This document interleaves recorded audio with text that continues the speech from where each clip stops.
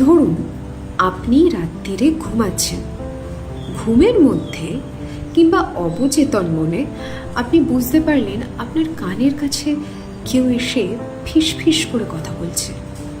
কেউ যেন আপনাকে বারবার মনে করিয়ে দিচ্ছে যে অফিসে আপনার কোন কোন কাজগুলো বাকি আছে। কিংবা আপনি রাত্রিরে বাথরুমে উঠেছেন, আপনি দেখলেন আপনার সামনে একটা ছায়ামূর্তি দাঁড়িয়ে আছে।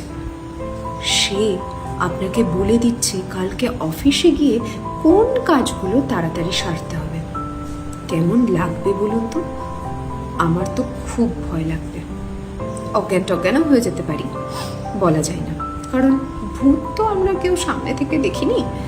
যাই হোক, তো এইরকমই একটা গল্প লিখেছেন বিষ্ণু মুখার্জি। বিষ্ণু মুখার্জির গল্প নিয়ে খুব শিগগিরই আপনাদের সামনে আসছি। ততদিন ভালো থাকুন, সুস্থ থাকুন আর শুনতে থাকুন গল্প নীর বাই দেবযানী। নমস্কার।